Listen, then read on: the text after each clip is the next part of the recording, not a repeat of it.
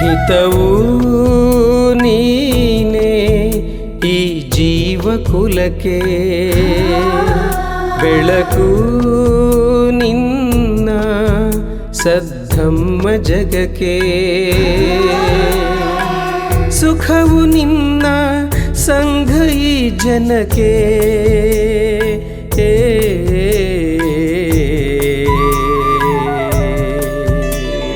ಬುದ್ಧನೆ ಹಿತಾಯ ಹಿತಾಯ ಹಿತಾಯ, ಬುದ್ಧನೆ ಸುಖಾಯ ಸುಖಾಯ ಸುಖಾಯ ಸಾಧು ಸಾಧು. ಇವತ್ತು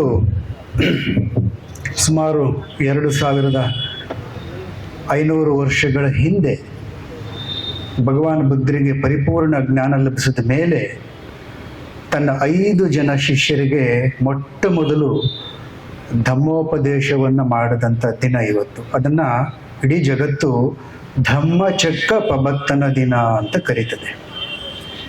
ಇಂಥ ಪವಿತ್ರವಾದ ದಿನವನ್ನು ವಿಶ್ವಮೈತ್ರಿ ಬುದ್ಧ ವಿಹಾರ ಮೈಸೂರು, ಭಾರತೀಯ ವಿದ್ಯಾರ್ಥಿ ಸಂಘ ಮೈಸೂರು ಹಾಗೂ ನೆಲೆ ಮತ್ತು ಹಿನ್ನೆಲೆ ನೆಲೆ ಸಂಸ್ಥೆಯವರು ಒಟ್ಟಿಗೆ ಸೇರಿಕೊಂಡು ಇಲ್ಲಿ ಒಂದು ದೊಡ್ಡ ಕಾರ್ಯಕ್ರಮವನ್ನು ಏರ್ಪಡಿಸಿ ಅದಕ್ಕೆ ಸಂಬಂಧಪಟ್ಟ ಬುದ್ಧರ ಅನುಯಾಯಿಗಳನ್ನು ವೇದಿಕೆ ಮೇಲೆ ಕೂರಿಸಿ, ಮತ್ತು ಅದಕ್ಕಿಂತಲೂ ಮುಖ್ಯವಾಗಿ ಬುದ್ಧರ ಉಪಾಸಕರನ್ನು ಎದುರುಗಡೆ ಕೂರಿಸಿ ಒಂದಷ್ಟು ವಿಚಾರ ವಿನಿಮಯಗಳನ್ನ ಮಾಡ್ಕೋಬೇಕು ಅಂತ ಇವತ್ತು ನಾವೆಲ್ಲ ಏನು ಸೇರ್ಕೊಂಡಿದ್ದೀವಿ. ಆ ವಿಷಯವಾಗಿ ಮೊಟ್ಟ ಮೊದಲ ಬಾರಿಗೆ ಡಾಕ್ಟರ್ ಶಿವಕುಮಾರ್ ಅವರು ಬಹುಶಃ ಬುದ್ಧನ ಎಲ್ಲ ತತ್ವ ಸಿದ್ಧಾಂತಗಳ ಮೇಲೆ ಒಂದಷ್ಟು ಬೆಳಕನ್ನು ಚೆಲ್ಲಿದ್ದಾರೆ. ಅದಕ್ಕೆ ಪೂರಕವಾಗಿ ನಾನು ಒಂದಷ್ಟು ವಿಚಾರಗಳನ್ನು ನಿಮಗೆ ಹೇಳಬೇಕು ಅಂದ್ಕೊಂಡು ಇಲ್ಲಿ ಬಂದಿದ್ದೀನಿ. ಡಾಕ್ಟರ್ ಶಿವಕುಮಾರ್ ಹೇಳ್ತಾ ಇದ್ರು, ಈ ಧಮ್ಮ ಚಕ್ರವನ್ನು ಯಾವತ್ತೂ ಹಿಂದಕ್ಕೆ ಸರಿಸೋದಕ್ಕಾಗೋದಿಲ್ಲ ಅಂತ. ಯಾವತ್ತಾದರೂ ಪ್ರಕೃತಿ ಹಿಂದಕ್ಕೆ ಸರಿದಿದ್ದನ್ನು ನೀವು ಕಂಡಿದ್ದೀರಾ? ಪ್ರಕೃತಿ ಕಳೆದು ಹೋದ ಒಂದು ಕ್ಷಣವನ್ನು ಮರಳಿ ನೋಡೋದಿಲ್ಲ, ಅದು ಮುನ್ನಡಿತಾನೆ ಇರ್ತದೆ. ಹಾಗೇನೆ ಬುದ್ಧ ಉರುಳಿಸಿದ ಧಮ್ಮ ಚಕ್ರವೂ ಹಾಗೆ, ಅದಕ್ಕೆ ಹಿನ್ನೆಲೆ ಇಲ್ಲ, ಅದು ಮುಂದಿನ ಚಲಿಸ್ತಾನೆ ಇರ್ತದೆ. ಹಾಗಾಗಿ ಬುದ್ಧ ಯಾವುದರ ಮೇಲೆ ಅತಿ ಹೆಚ್ಚು ಫೋಕಸ್ ಮಾಡ್ದ ಅಂತಂದ್ರೆ ಮನಸ್ಸಿನ ಮೇಲೆ ಮಾಡ್ದ. ಧಮ್ಮಪದದ ಮೊದಲನೆಯ ವಚನವೇ ಮನಸ್ಸನ್ನ ಕುರಿತದ್ದಾಗಿದೆ. ಬುದ್ಧರು ಹೇಳ್ತಾರೆ, ಮನೋಪುಬ್ಬಂಗಮ ಧಮ್ಮ ಮನೋಸೇಠ ಮನೋಮಯ ಮನಸಾಚೆ ಪದುಟ್ಟೇನ ಭಾಸತಿ ವಾ ಕರೋತಿ ವಾ ತಥೋನಂ ದುಃಖಮನ್ನೇತಿ ಚಕ್ಕಂ ವಾ ವಹತೋ ಪದಂ ಅಂತ. ಮನಸ್ಸೇ ಎಲ್ಲದರ ಮೂಲ, ಅದೇ ಮುಂದಾಳು. ಒಳ್ಳೆಯ ಮನಸ್ಸಿನಿಂದ ಒಳ್ಳೇದು ಮಾಡಿದ್ರೆ ಒಳ್ಳೇದಾಗುತ್ತೆ, ಕೆಟ್ಟ ಮನಸ್ಸಿನಿಂದ ಕೆಟ್ಟದ್ದನ್ನು ಮಾಡಿದರೆ ರಥದ ಗಾಲಿಗಳು ಕುದುರೆಯ ಗೊರಸನ್ನು ಹೇಗೆ ಹಿಂಬಾಲಿಸುತ್ತವೋ ಹಾಗೆ ದುಃಖ ಹಿಂಬಾಲಿಸುತ್ತದೆ ಅಂತ. ಹಾಗೆ ಒಳ್ಳೆಯ ಕೆಲಸವನ್ನ ಮಾಡಿದ್ರೆ ನೆರಳು ಹೇಗೆ ನಮ್ಮನ್ನು ಬಿಡದೆ ಹಿಂದೆ ಚಲಿಸುತ್ತದೋ ಹಾಗೆ ಒಳ್ಳೇದು ಮಾಡಿದ್ರೆ ನೆರಳಿನಂತೆ ಪುಣ್ಯ ಬರುತ್ತೆ ಅಂತ ಹೇಳಿದ್ರು. ಇದು ಅಕ್ಷರಶಃ ಸತ್ಯ. ಕೆಲವು ಸಂದರ್ಭಗಳಲ್ಲಿ ಈ ಉತ್ತರಗಳು ಲೇಟಾಗಿ ಸಿಗ್ಬೋದು, ಕೆಲವು ಸಂದರ್ಭಗಳಲ್ಲಿ ಅತಿ ಬೇಗ ಸಿಗ್ಬೋದು.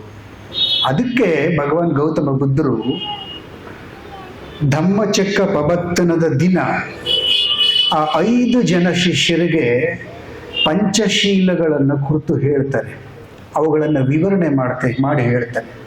ಆಮೇಲೆ ಶ್ರೇಷ್ಠವಾದ ಅರಿಯ ಅಷ್ಟಾಂಗಿಕ ಮಾರ್ಗಗಳನ್ನು ಹೇಳ್ತಾರೆ. ಅದನ್ನೆಲ್ಲನೂ ಡಾಕ್ಟರ್ ಶಿವಕುಮಾರ್ ಅವರು ಹೇಳಿದ್ದಾರೆ. ಆಮೇಲೆ ಮಧ್ಯಮ ಮಾರ್ಗವನ್ನು ಕುರಿತು ಹೇಳ್ತಾರೆ. ಜಗತ್ತು ನಿಂತಿರೋದು, ಜಗತ್ತಿನ ಅಸ್ಮಿತೆ ಎಲ್ಲಿದೆ ಅಂತಂದ್ರೆ ಮಧ್ಯಮ ಮಾರ್ಗದಲ್ಲಿ ಇದೆ ಅಂತ ಹೇಳ್ತಾರೆ. ಆ ಕಾರಣಕ್ಕಾಗಿ ಇದೆಲ್ಲವನ್ನ ನಾವು ಅರ್ಥ ಮಾಡ್ಕೋಬೇಕಾದ್ರೆ ಪ್ರಕೃತಿಯ ಜೊತೆಗೆ ಸ್ನೇಹಪೂರ್ವಕವಾಗಿರಿ. ಅದಕ್ಕೋಸ್ಕರ ಮನಸ್ಸನ್ನ ಯಾವಾಗಲೂ ಶುದ್ಧೀಕರಿಸ್ತಾನೆ ಇರಬೇಕು ಅಂತ ಹೇಳ್ತಾರೆ.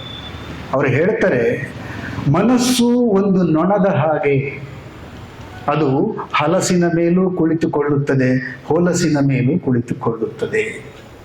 ಮನಸ್ಸನ್ನು ಆ ನೊಣವನ್ನಾಗಿ ಮಾಡಿಕೊಳ್ಳಬಾರದು.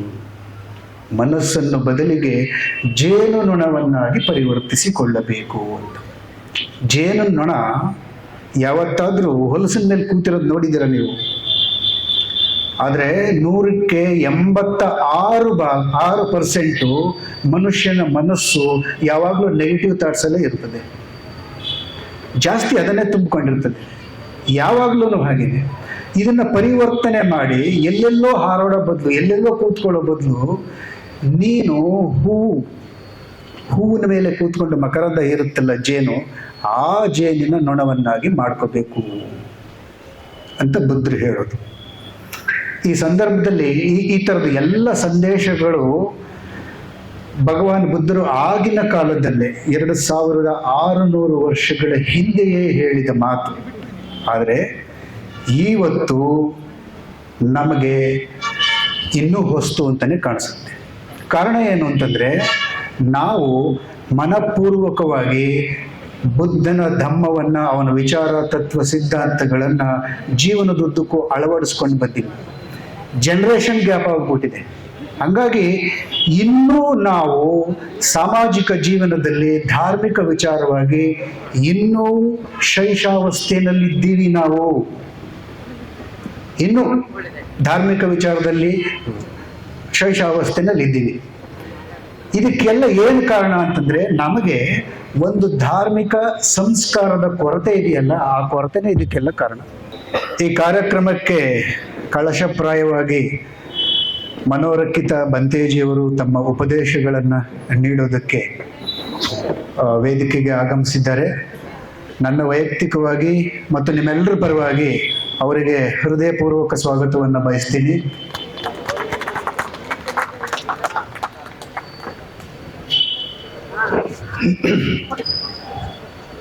ಬಹುಶಃ ಒಂದು 10ರಿಂದ 12 ನಿಮಿಷ ಕಳೆದೋಗಿದೆ. ಅದಕ್ಕೆ ನಾನು ಅಗತ್ಯದ ವಿಷಯಗಳನ್ನ ನಾನು ಇಲ್ಲಿ ಹೇಳಿಬಿಡ್ತೀನಿ ನಿಮಗೆ. ಬೇಕಾದಷ್ಟು ವಿಷಯಗಳನ್ನ ಕಟ್ ಮಾಡಿದ್ದೀನಿ. ಅದೆಲ್ಲವನ್ನು ಮನೋರಕ್ಕಿತ ಬಂತೇಜಿಯವರು ನಿಮಗೆ ಸ್ಪಷ್ಟಪಡಿಸ್ತಾರೆ. ಇವತ್ತಿನ ನಮ್ಮ ಸ್ಥಿತಿಗೆ ಕಾರಣ ಏನು? ಇವತ್ತಿನ ಸ್ಥಿತಿಗೆ ಏನು ಕಾರಣ? ನಾವು ಯಾಕೆ ಹೀಗಿದ್ದೀವಿ? ಕರ್ನಾಟಕದಲ್ಲಿ ನಮ್ಮ ಸಮುದಾಯ 1 ಕೋಟಿಗೂ ಹೆಚ್ಚಿದೆ. ಜನಸಂಖ್ಯೆಯಲ್ಲಿ ತುಂಬ ಪ್ರಬಲವಾಗಿದ್ದೀವಿ, ನಾವು ಹೆಚ್ಚಿದ್ದೀವಿ ನಾವು. ಆದರೆ ಒಂದು ವಿಪರ್ಯಾಸ ಏನು ಅಂತಂದರೆ, ಒಗ್ಗಟ್ಟಿಲ್ಲದೆ ಇರೋ ಜನ ಎಷ್ಟು ಕೋಟಿ ಇದ್ರೆ ಏನು ಅಂತ ನನ್ನ ವಿಪರ್ಯಾಸ. ಆ ಕಾರಣಕ್ಕೆ ಇವತ್ತಿನ ಕಾಲಘಟ್ಟದಲ್ಲೂ, ಈ ಜಾಗತಿಕ ಮಟ್ಟದಲ್ಲೂ ನಾವು ಯಾವ ಪ್ರಪಾತದ ಅಂಚಿನಲ್ಲಿ ಇದ್ದೀವಿ ಬೀಳೋದಕ್ಕೆ ಅಂತ.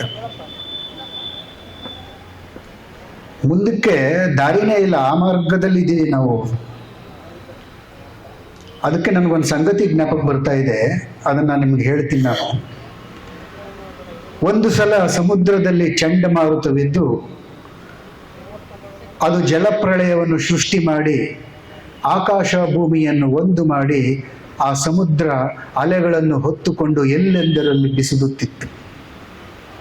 ಅದರೊಂದಿಗೆ ಬಂದ ಯಾವುದೋ ಒಂದು ಜಾತಿಯ ಮೀನು ಒಂದು ಬಾವಿಗೆ ಬಿತ್ತು.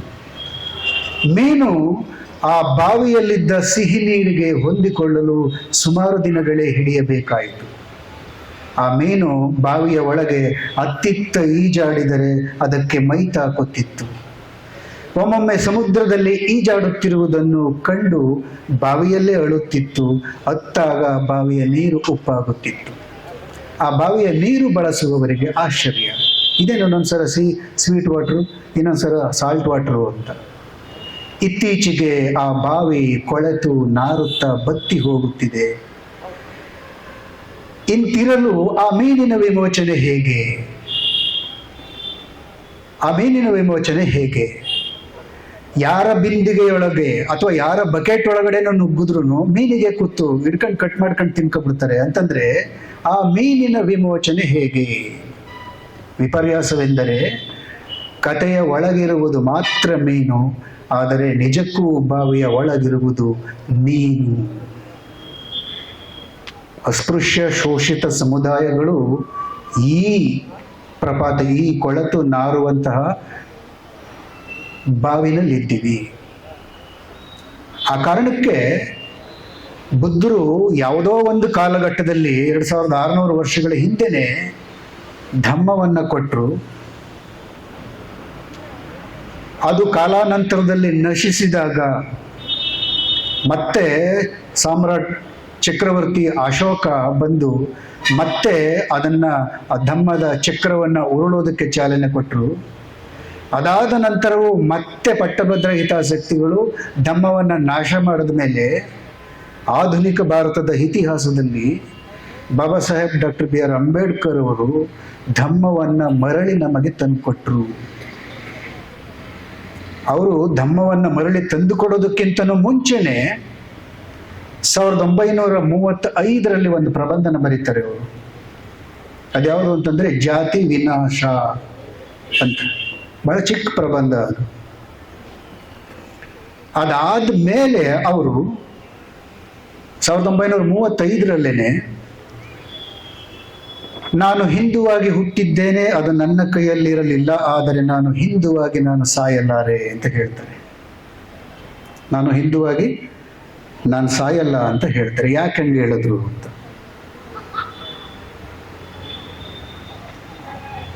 ಯಾಕೆ ಹಂಗೆ ಹೇಳಿದ್ರು ಬಾಬಾ ಸಾಹೇಬರು? ನೀವು ಏನನ್ನ ಒಂದು ಸಮುದಾಯದ ಅಸ್ಮಿತೆ ಯಾವುದರಲ್ಲಿದೆ ಅಂತಂದ್ರೆ ಅದು ಆಚರಿಸುವ ಧರ್ಮದಲ್ಲಿದೆ. ಅದು ಆಚರಿಸುವಂತ ಧರ್ಮದಲ್ಲಿದೆ. ಈ ಧರ್ಮವೇ ಇಲ್ಲದ ಸಮುದಾಯಗಳು ಸಾವಿರಾರು ವರ್ಷಗಳು ಕಳೆದ್ರೂ ಅದರ ಸ್ಪರ್ಶ ಜ್ಞಾನ ಇಲ್ಲದೇನೆ ಎಲ್ಲರ ಆಳ್ವಿಕೆ ಮಾಡ್ತಾರೋ ಅವ್ರು ಎಲ್ಲರ ಕಾಲದಲ್ಲೂ ಕಡೆಯ ಪ್ರಜೆಯಾಗಿ ಎಲ್ಲ ಶೋಷಣೆಗಳನ್ನ ಅನುಭವಿಸ್ತಾ 2600 ವರ್ಷಗಳಿಂದ ವಿದ್ಯೆ, ಆಸ್ತಿ, ಅಧಿಕಾರ ಇವೆಲ್ಲವನ್ನ ಕಳ್ಕೊಂಡು ಬಂದಿದ್ದಾರೆ. ಇವರ ಅಸ್ಮಿತೆಯನ್ನ ಕಾಪಾಡೋದು ಜಾತಿಯಲ್ಲ, ಧರ್ಮ ಕಾಪಾಡುತ್ತೆ ಅಂತಂದ್ಬಿಟ್ಟು ಜಾತಿ ವಿನಾಶ ಅನ್ನೋ ಪ್ರಬಂಧದಲ್ಲಿ ಅವರು ಹೇಳ್ತಾರೆ. ಆ ಮಾತನ್ನು ನಾನು ನಿಮ್ಗೆ ಹೇಳ್ಬಿಡ್ತೀನಿ. ಇಲ್ಲಿ ಎಷ್ಟು ಉದಾಹರಣೆಗಳು ಕೊಡ್ತಾರೆ ಅಂತಂದ್ರೆ, ಮಾರ್ಟಿನ್ ಲೂಥರ್ ಕಿಂಗ್ ಆರಂಭಿಸಿದ ಧಾರ್ಮಿಕ ಸುಧಾರಣಾ ಆಂದೋಲನ ಯುರೋಪಿಯನ್ನರ ರಾಜಕೀಯ ಬಿಡುಗಡೆಗೆ ಒಂದು ಮುನ್ಸೂಚನೆಯಾಗಿತ್ತು. ಕೇಳಿಸ್ಕೊಳ್ಳಿ. ಹಾಗೆಯೇ ಇಂಗ್ಲೆಂಡ್ನಲ್ಲಿ ಪ್ಯೂರಿಟನ್ ಪಂಥವೇ ಅಲ್ಲಿಯ ರಾಜಕೀಯ ಸ್ವಾತಂತ್ರ್ಯಕ್ಕೆ ಬುನಾದಿ ಹಾಕಿತ್ತು. ಅಷ್ಟೇ ಯಾಕೆ, ಅಮೆರಿಕದ ಸ್ವಾತಂತ್ರ್ಯ ಸಮರವನ್ನು ಗೆದ್ದರೂ ಕೂಡ ಪ್ಯೂರಿಟನ್ ಆಂದೋಲನವೇ. ಪ್ಯೂರಿಟನ್ ಪಂಥ ವಾಸ್ತವವಾಗಿ ಚಳುವಳಿಯ ಮೂಲ ಸೆಲೆಯಾಗಿತ್ತು. ಬರುತ್ತಾ ಅದು ತಾನೇ ಒಂದು ಆಂದೋಲನವಾಗಿ ಮಾರ್ಪಟ್ಟಿತ್ತು. ಮುಸ್ಲಿಂ ಸಾಮ್ರಾಜ್ಯದ ವಿಷಯದಲ್ಲೂ ಅದೇ ಮಾತನ್ನು ಹೇಳಬಹುದು. ಇಸ್ಲಾಂ ಪ್ರಪಂಚದ ಅರಬ್ಬರು ಒಂದು ಗಮನಾರ್ಹವಾದ ರಾಜಕೀಯ ಶಕ್ತಿಗಾಗಿ ಹೊರಹೊಮ್ಮುವುದಕ್ಕೂ ಮುಂಚೆಯೇ ಅವರು ಮಹಮ್ಮದ್ ಪೈಗಂಬರರಿಂದ ಆರಂಭವಾಗಿದ್ದ ಒಂದು ಧಾರ್ಮಿಕ ಕ್ರಾಂತಿಯ ಮೂಲಕ ಹಾಯ್ದು ಬಂದಿದ್ದರು. ಭಾರತದ ಚರಿತ್ರೆಯಲ್ಲೂ ಕೂಡ ಇದೇ ಸಂಗತಿಯನ್ನು ಸಾಬೀತುಪಡಿಸುತ್ತದೆ. ಸಾಮ್ರಾಟ್ ಚಂದ್ರಗುಪ್ತ ಮೌರ್ಯ ನೈಜಗೊಳಿಸಿದ್ದಂತಹ ರಾಜಕೀಯ ಕ್ರಾಂತಿಗೆ ಮುಂಚೆಯೇ ಬುದ್ಧನಿಂದ ಆರಂಭವಾದ ಒಂದು ವಿನೂತನ ಮತ್ತು ಸಾಮಾಜಿಕ ಕ್ರಾಂತಿ ಭಾರತದಲ್ಲಿ ಸಂಭವಿಸಿತ್ತು. ಇಂಥದ್ದೇ ಸಂಗತಿಯನ್ನು ನಾವು ಮಹಾರಾಷ್ಟ್ರದ ಚರಿತ್ರೆಯಲ್ಲೂ ಕಾಣಬಹುದು. ಮಹಾರಾಷ್ಟ್ರದ ಧಾರ್ಮಿಕ ನೇತಾರರು, ಸಾಧು ಸಂತರು ಆರಂಭಿಸಿದ ಧಾರ್ಮಿಕ ಹಾಗೂ ಸಾಮಾಜಿಕ ಸುಧಾರಣೆಗಳ ನಂತರವೇ ಅಲ್ಲಿ ಶಿವಾಜಿ ರಾಜಕೀಯ ಕ್ರಾಂತಿ ಕಾಣಿಸಿಕೊಂಡಿದ್ದು. ಸಿಖ್ಖರ ಚರಿತ್ರೆಯಲ್ಲೂ ಇದನ್ನೇ ಸಾರಿ ಹೇಳಬಹುದು. ಅವರ ರಾಜಕೀಯ ಕ್ರಾಂತಿಗೆ ಪೂರ್ವಭಾವಿಯಾಗಿ ಮಹಾಸಂತ ಗುರುನಾನಕರ ಮುಂದಾಳತ್ವದಲ್ಲಿ ಒಂದು ಅನನ್ಯವಾದ ಧಾರ್ಮಿಕ ಕ್ರಾಂತಿ ಸಂಭವಿಸಿತ್ತು. ಇಂತಹ ಹಲವಾರು ಉದಾಹರಣೆಗಳನ್ನು ಕೊಡಬಹುದು ಅಂತ ಹೇಳ್ತಾರೆ. ರಾಜಕೀಯ ಪ್ರಗತಿಯನ್ನ ಸಾಧಿಸೋಕೆ ಅಡಿಗಲ್ಲಾಗಿ ಧಾರ್ಮಿಕ ಕ್ರಾಂತಿಗಳು ನಡೆದವು ಅಂತ ಜಗತ್ತಿನ ಎಲ್ಲ ಧಾರ್ಮಿಕ ಕ್ರಾಂತಿಗಳನ್ನ ಬಾಬಾ ಸಾಹೇಬ್ ಅಂಬೇಡ್ಕರ್ ಅವರು ಆವತ್ತು ಜಾತಿ ವಿನಾಶ ಅನ್ನುವ ಪ್ರಬಂಧದಲ್ಲಿ ಮಂಡಿಸಿದ್ದಾರೆ, ದಾಖಲಿಸಿದ್ದಾರೆ. ಇದನ್ನ ಹೇಳಿದ್ದು 1935ರಲ್ಲಿ ಬಾಬಾ ಸಾಹೇಬ್ ಅಂಬೇಡ್ಕರ್ ಅವರು ಮಹಾರಾಷ್ಟ್ರದ ಇಯೋಲಾದಲ್ಲಿ ನಡೆದ ಒಂದು ಧಾರ್ಮಿಕ ಸಭೆಯಲ್ಲಿ, ನಾನು ಹಿಂದುವಾಗಿ ಹುಟ್ಟಿದ್ದೇನೆ, ಅದು ನನ್ನ ನಿಯಂತ್ರಣದಲ್ಲಿರಲಿಲ್ಲ, ಆದರೆ ನಾನು ಹಿಂದುವಾಗಿ ಸಾಯುವುದಿಲ್ಲ. ಯಾಕೆಂತಂದ್ರೆ ಒಂದು ಸಮುದಾಯಕ್ಕೆ, ಅಸ್ಪೃಶ್ಯ ಸಮುದಾಯಕ್ಕೆ ತಲತಲಾಂತರದಿಂದ ಎಲ್ಲವನ್ನ ಕಳ್ಕೊಂಡು ಪ್ರಾಣಿಗಿಂತಲೂ ಕಟ್ಟಕಡೆಯಾಗಿ ಬದುಕ್ತಾ ಇರೋ ಸಮುದಾಯಕ್ಕೆ ಒಂದು ಧರ್ಮದ ಅಸ್ಮಿತೆ ಸಿಕ್ಕಿದಾಗ ಅದು ಎಲ್ಲ ಕಾಲದಲ್ಲೂ ರಾಜಕೀಯವಾಗಿ ಪ್ರಗತಿಯನ್ನು ಸಾಧಿಸ್ಕೊಂಡು ಬದುಕುತ್ತೆ ಈ ಸ್ಪರ್ಧಾತ್ಮಕ ಯುಗದಲ್ಲಿ ಅಂತ 30ರಲ್ಲಿ ಹೇಳಿದ್ದು. ಆಮೇಲೆ ಬಾಬಾ ಸಾಹೇಬ್ ಅಂಬೇಡ್ಕರ್ ಅವರು 1956 ಅಕ್ಟೋಬರ್ 14ನೇ ತಾರೀಕು ಮಹಾರಾಷ್ಟ್ರದ ನಾಗಪುರದಲ್ಲಿ ಬೌದ್ಧ ಧಮ್ಮವನ್ನು ಸ್ವೀಕಾರ ಮಾಡ್ತಾರೆ 5 ಲಕ್ಷ ಅನುಯಾಯಿಗಳ ಜೊತೆ. ಮಾತನಾಡಿ ಏನು ಹೇಳ್ತಾರೆ ಅಂತಂದ್ರೆ, 100ಕ್ಕೆ 100ರಷ್ಟು ಈ ಬೌದ್ಧ ಧಮ್ಮ ಈ ಮಣ್ಣಿಗೆ ಸೇರಿದ್ದು, ಇದು ಹೊಸದೇನು ಅಲ್ಲ, ಈ ಮಣ್ಣಿಗೆ ಸೇರಿದ್ದು. ನಾನು ನನ್ನ ತಾಯಿಯ ಧರ್ಮಕ್ಕೆ ಮರಳುತ್ತಿದ್ದೇನೆಯೇ ಹೊರತು ಇದು ಮತಾಂತರವಲ್ಲ. ಸ್ಪಷ್ಟಪಡಿಸಿದ ರೀತಿ ಅದು. ನಮ್ಮ ಪೂರ್ವಿಕರು ಇದಕ್ಕಿಂತಲೂ ಸ್ಪಷ್ಟಪಡಿಸುವ ರೀತಿ ಯಾವುದಾದ್ರೂ ಇದೆಯಾ?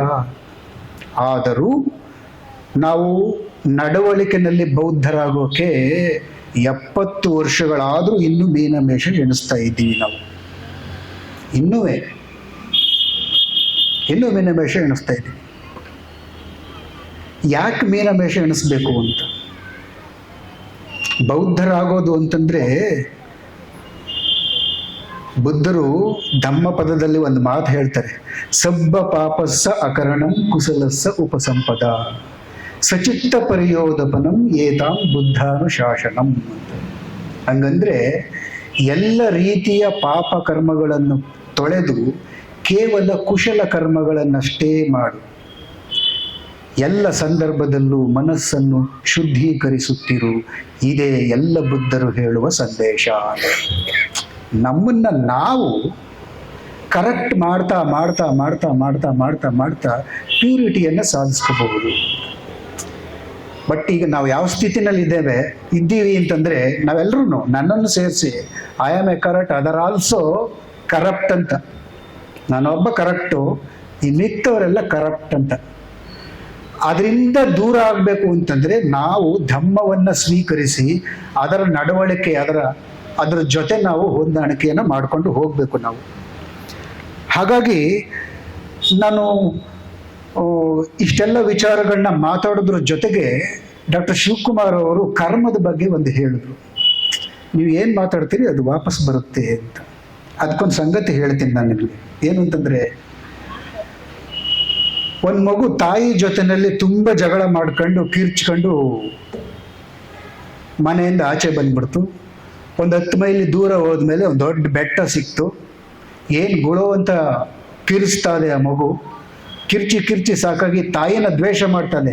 ಏನಂತಂದ್ರೆ ಜೋರ ಕೂಗ್ತದೆ, ನಾನು ನಿನ್ನನ್ನು ದ್ವೇಷಿಸ್ತೀನಿ, ನಾನು ನಿನ್ನನ್ನು ದ್ವೇಷಿಸ್ತೀನಿ ಅಂತ ಜೋರ ಕೂಗ್ತದೆ.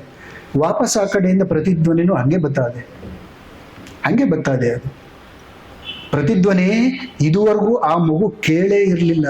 ಆ ಪ್ರತಿಧ್ವನಿಯನ್ನು ಕೇಳಿ ಆ ಮಗು ವಾಪಸ್ಸು ಅಮ್ಮನ ಹತ್ರ ಓಡ್ಬಂದು, ಅಮ್ಮ ನಾನು ಆ ಬೆಟ್ಟದ ಹತ್ರ ಹೋಗಿ ನಾನು ನಿನ್ನನ್ನು ದ್ವೇಷ ಮಾಡ್ತೀನಿ ಅಂತ ಜೋರ ಕೂಗ್ತಾ ಇದ್ದೆ. ಆ ಕಡೆಯಿಂದ ಯಾವನೋ ಒಬ್ಬ ರಾಕ್ಷಸ ನಿನ್ನನ್ನು ದ್ವೇಷ ಮಾಡ್ತೀನಿ ಅಂತ ನಾನು ಹೆಂಗಂತಿದ್ದ ಹಂಗೆ ಅಂತಿದ್ದ, ಅದಕ್ಕೆ ಓಡ್ ಬಂದ್ಬಿಟ್ಟೆ ನಾನು ಅಂತ.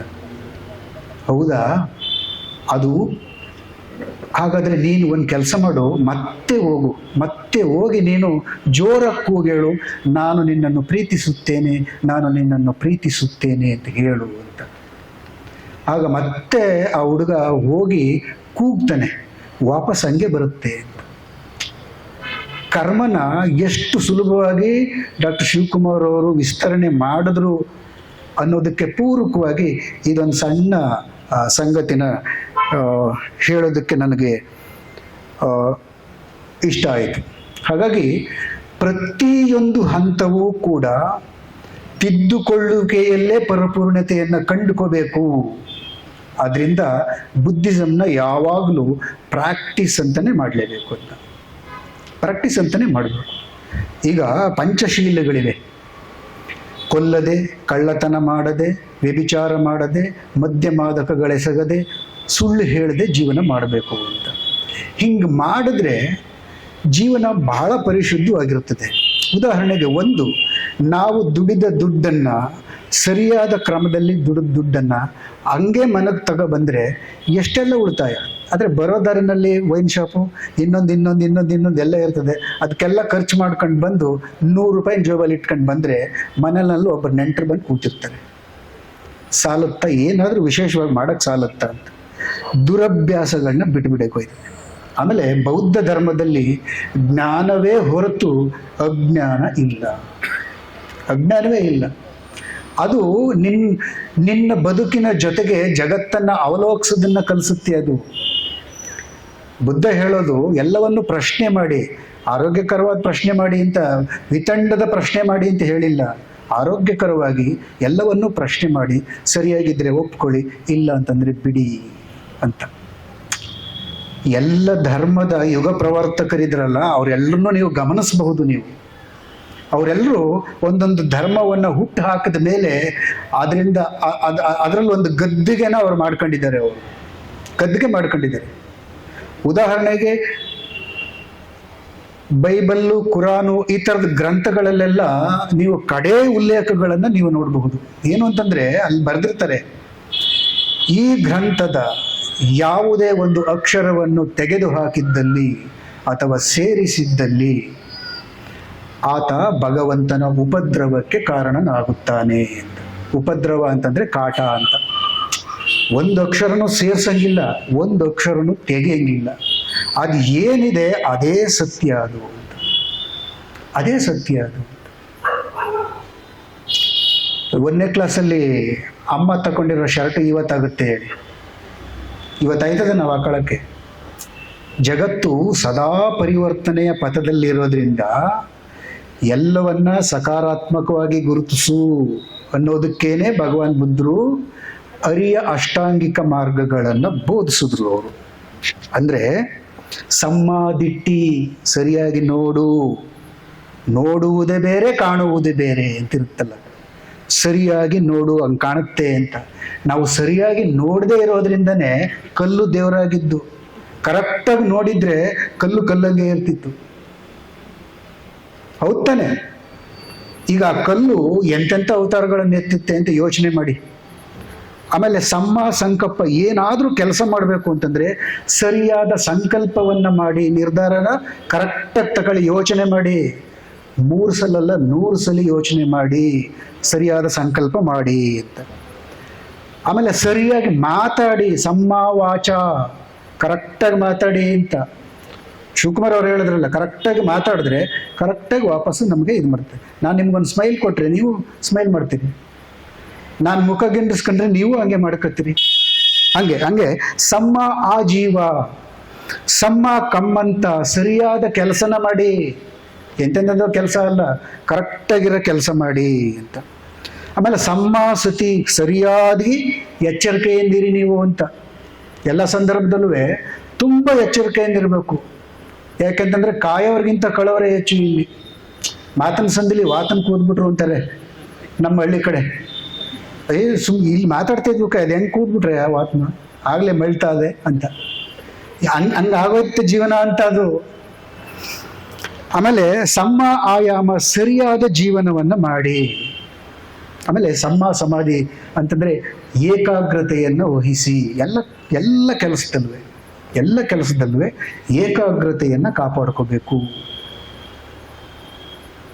ಇದೆಲ್ಲಕ್ಕಿಂತಲೂ ದೊಡ್ಡದಾಗಿ ಪ್ರಕೃತಿ ಸತ್ಯಗಳೊಟ್ಟಿಗೆ ಭಗವಾನ್ ಬುದ್ಧ ಹೇಗೆ ಬದುಕಬೇಕು ಅಂತ ಹೇಳ್ಕೊಡ್ತಾನೆ. ಪ್ರಕೃತಿ ಸತ್ಯಗಳ ಒಟ್ಟಿಗೆ, ಅದು ಶಾಶ್ವತ ಸತ್ಯಗಳು, ಆ ಸತ್ಯಗಳೊಟ್ಟಿಗೆ ಹೇಗೆ ಬದುಕಬೇಕು ಅಂತಂದ್ರೆ ಪ್ರಕೃತಿಯ ಜೊತೆ ಸ್ನೇಹಪೂರ್ವಕವಾಗಿರಿ. ಅದು ನಿಮ್ಗೆ ಅರ್ಥ ಆಗುತ್ತೆ, ಇಲ್ಲ ಅಂದ್ರೆ ನೀವು ಅದಕ್ಕೆ ಅರ್ಥ ಆಗಲ್ಲ, ಅದಕ್ಕೆ ನೀವು ಅರ್ಥ ಆಗಲ್ಲ ಅಂತ ಹೇಳ್ತಾರೆ. ಆ ಕಾರಣಕ್ಕೆ ಬುದ್ಧರ ಒಂದು ಮಾತು ಹೇಳ್ತಾರೆ.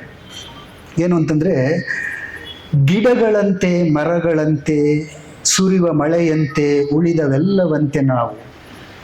ಗಿಡಗಳಂತೆ ಮರಗಳಂತೆ ಸುರಿವ ಮಳೆಯಂತೆ ಉಳಿದವೆಲ್ಲವಂತೆ ನಾವು. ನಮ್ಮೊಳಗೆ ಏನೆಲ್ಲ ಇದೆಯೋ ಅದು ನಮ್ಮ ಹೊರಗೂ ಇದೆ. ನಾವು ನಮ್ಮ ಹೊರಗಿನದ್ದನ್ನು ಒಂದು ನಾಶ ಮಾಡಿದರೆ ನಮ್ಮನ್ನೇ ನಾವು ನಾಶ ಮಾಡಿಕೊಂಡಂತೆ.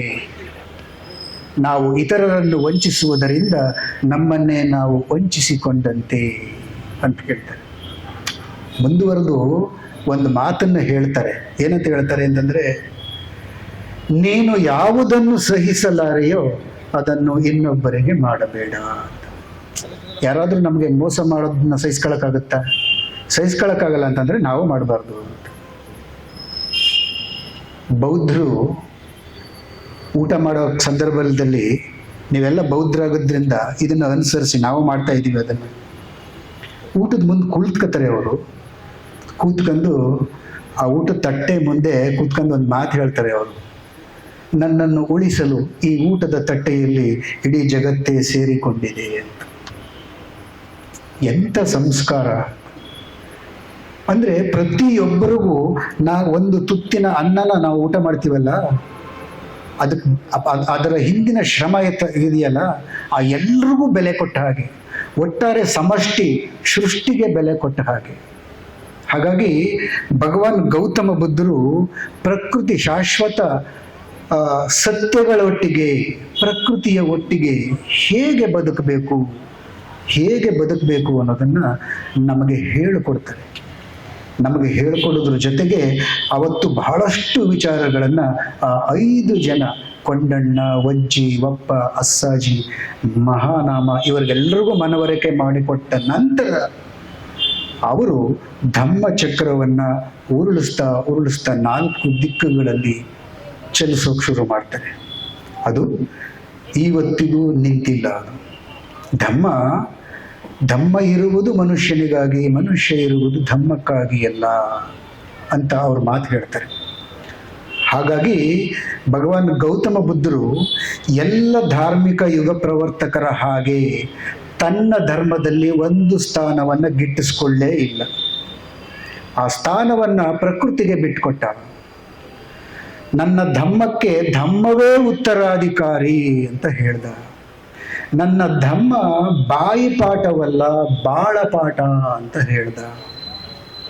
ನನ್ನ ಧಮ್ಮವನ್ನು ಯಾರು ಬೇಕಾದರೂ ಪರೀಕ್ಷಿಸಬಹುದು, ಯಾರು ಬೇಕಾದರೂ ಅನುಸರಿಸಬಹುದು ಅಂತ ಹೇಳ್ದ.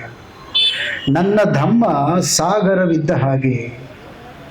ಹೇಗೆ ಮೂಲದಲ್ಲಿ ನದಿಗಳು ಒಂದೊಂದು ಹೆಸರಿನಿಂದ ಕರೆಯಲ್ಪಡುತ್ತವೋ, ಸಮುದ್ರವನ್ನು ಅವು ಸೇರಿದಾಗ ತಮ್ಮ ಮೂಲ ಹೆಸರುಗಳನ್ನು ಮರೆತು ಸಾಗರ ಎನ್ನುವ ಒಂದೇ ಹೆಸರಿನಿಂದ ಕರೆಯಲ್ಪಡುತ್ತವೆ. ಆ ಕಾರಣಕ್ಕೇನೆ ಬೌದ್ಧ ಧರ್ಮದಲ್ಲಿ ಜಾತಿ ಪದ್ಧತಿ ಇಲ್ಲ. ಆಮೇಲೆ ಬೌದ್ಧ ಧರ್ಮ ಸ್ವದೇಶದ ಧರ್ಮ. ಇದು 21 ವರ್ಷಗಳ ಬಳಿಕ ಬಾಬಾ ಸಾಹೇಬ್ ಡಾಕ್ಟರ್ BR ಅಂಬೇಡ್ಕರ್ ಅವರು ಎಲ್ಲ ಜಗತ್ತಿನ ಪ್ರತಿಷ್ಠಿತ ಧರ್ಮಗಳನ್ನು ಅಧ್ಯಯನ ಮಾಡಿ ನನ್ನ ಸಮುದಾಯಕ್ಕೆ ನಾನು ಎಂಥ ಧರ್ಮವನ್ನು ಕೊಡಬೇಕು ಅಂತ 100 ಸಾರಿ ಯೋಚನೆ ಮಾಡಿ ಕೊಟ್ಟಿದ್ದು. ನಾವು 70 ವರ್ಷ ಕಳೆದ್ರು ಇನ್ನೂ ಮೀನ ಮೇಷ ಎಣಿಸ್ತಾ ಇದ್ದೀವಿ ಅಂತಂದ್ರೆ ನಮ್ಮ ಒಳಗಡೆ ಇರುವ ಗೊಂದಲ ಇದೆಯಲ್ಲ, ಏನು ಅಂತ. ಈ ಗೊಂದಲ ಪರಿಹಾರ ಆಗಬೇಕು ಅಂತಂದ್ರೆ ಇಲ್ಲಿರುವ ಎಲ್ರೂ ಬಾಬಾ ಸಾಹೇಬರು ಬರೆದಂತಹ ಬುದ್ಧ ಮತ್ತು ಆತನ ಧಮ್ಮ ಅನ್ನುವ ಕೃತಿಯನ್ನ ದಿನಕ್ಕೆ 1 ಪೇಜ್ ಓದೋದು ಶುರು ಮಾಡಿ. ನೀವು ಚರ್ಚ್ಗೋಗಿ ಅಥವಾ ಮಸೀದಿಗೆ ಹೋಗಿ ಅಲ್ಲಿ ಓದೋರೆಲ್ಲರೂ 4 ಲೈನ್ ಓದ್ಬಿಟ್ಟು ಪೇಜ್ನ ಹಿಂಗೆ ದಬಾಕ್ತಾರೆ. ನಮ್ಮಲ್ಲೂ ಇರಬಹುದೇನೋ ಎಷ್ಟೋ ಜನದ ಹತ್ರ ಬುದ್ಧ ಮತ್ತು ಆತನ ಧಮ್ಮ ಇದೆ, ತ್ರಿಪಿಟಕಗಳಿದೆ, ಇನ್ನೂ ಬಾಬಾ ಸಾಹೇಬ್ ಸಂಪುಟಗಳೆಲ್ಲ ಇವೆ. ಅದನ್ನೆಲ್ಲನೂ ಪ್ರೆಸ್ಟೀಜ್ಗೋಸ್ಕರ ಬ್ಯಾಕ್ಗ್ರೌಂಡ್ ಮಾಡ್ಕೊಂಡವ್ರೆ ಅಷ್ಟೇನೆ. ಬ್ಯಾಕ್ಗ್ರೌಂಡ್ ಮಾಡ್ಕೊಬಿಟ್ರೆ ಆಗಲ್ಲ. ನೀವೇನು ಮಾಡಬೇಕು ಅಂತಂದರೆ ಬುದ್ಧ ಮತ್ತು ಆತನ ಧಮ್ಮವನ್ನು ಒಂದೊಂದೇ ಲೈನು ಒಂದೊಂದು ಪುಟ ಓದ್ತಾ ಅದನ್ನು ಜೀರ್ಣಿಸ್ಕೊಳ್ತಾ ಬನ್ನಿ. ಜೀರ್ಣಿಸ್ಕೊಳ್ತಾ ಬಂದಾಗ ಅದರ ಸತ್ಯ ನಮಗೆ ಗೊತ್ತಾಗುತ್ತೆ. ಆಗ ನಮಗೆ ಯಾರೂ ಬೇಕಾಗಿಲ್ಲ. ನಾವು ಮೂಲದಲ್ಲಿ ಹುಟ್ಟು ಬೌದ್ಧರು ಅನ್ನುವಂತಹ ಮೆಮೊರಿ ಅದಲ್ಲ, ಅದು ಓಪನ್ ಆಗಿಬಿಡುತ್ತೆ. ಅದು ನಾವೆಲ್ಲರೂ ಇನ್ಮೇಲಾದರೂ ಆ ಥರದ ಕೆಲಸಗಳನ್ನ ಮಾಡೋಣವ. ಬುದ್ಧನನ್ನು ಅರ್ಥ ಮಾಡಿಕೊಳ್ಳಲು ಶುರುವಾಗುವುದು ಎಂದರೆ ನಿನ್ನನ್ನು ಅರ್ಥ ಮಾಡಿಕೊಳ್ಳಲು ಪ್ರಯತ್ನಿಸುವೆ ಎಂದರ್ಥ. ನಿನ್ನನ್ನು ನೀನು ಅರ್ಥ ಮಾಡ್ಕೊಳ್ಳೋದಕ್ಕೆ ಪ್ರಯತ್ನ ಮಾಡ್ತಾ ಇದೀಯ ಅಂತ ಅರ್ಥ. ಯಾಕೆಂತಂದ್ರೆ ನಿನ್ನೊಳಗೂ ಒಬ್ಬ ಬುದ್ಧನಿದ್ದಾನೆ, ನಿನ್ನೊಳಗೂ ಒಬ್ಬ ಬುದ್ಧ ಇದ್ದಾನೆ. ಅವನನ್ನ ಬುದ್ಧನ ಮೂಲಕವೇ, ಅವನ ಸಂದೇಶಗಳ ಮೂಲಕವೇ ಅನಾವರಣಗೊಳಿಸಬೇಕು. ಇಲ್ಲ ಅಂತಂದ್ರೆ ಬಾವಿಯ ಕೊಳತು ನಾರುವಂತಹ, ಬತ್ತಿ ಹೋಗುತ್ತಿರುವಂತಹ ಬಾವಿಯೊಳಗಡೆ ಇತ್ತಲ್ಲ ಮೀನು, ಅದಕ್ಕೂ ನಮಗೂ ಯಾವ ಸಂಬಂಧಗಳು ಇಲ್ಲ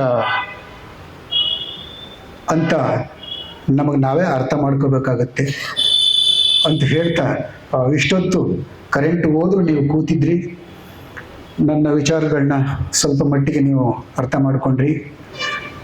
ಆವಾಗಲೇ ಚೀಟಿ ಬಂತು ಸಮಯ ಅಂತ. ಹಾಗಾಗಿ ಸಮಯ ಅನ್ನೋದು ಬಹಳ ಅಮೂಲ್ಯವಾದದ್ದು, ಸಮಯ ಯಾರಿಗೂ ಕಾಯೋದಿಲ್ಲ ಅಂತ ಹೇಳ್ತಾ ನನ್ನ ಮಾತನ್ನ ಇಲ್ಲಿಗೆ ಮುಗಿಸಿ ಎಲ್ಲರೂ ಜೈ ಭೀಮ್ ನಮೋ ಬುದ್ಧಾಯವನ್ನು ಹೇಳ್ತಾ ಇದ್ದೀನಿ.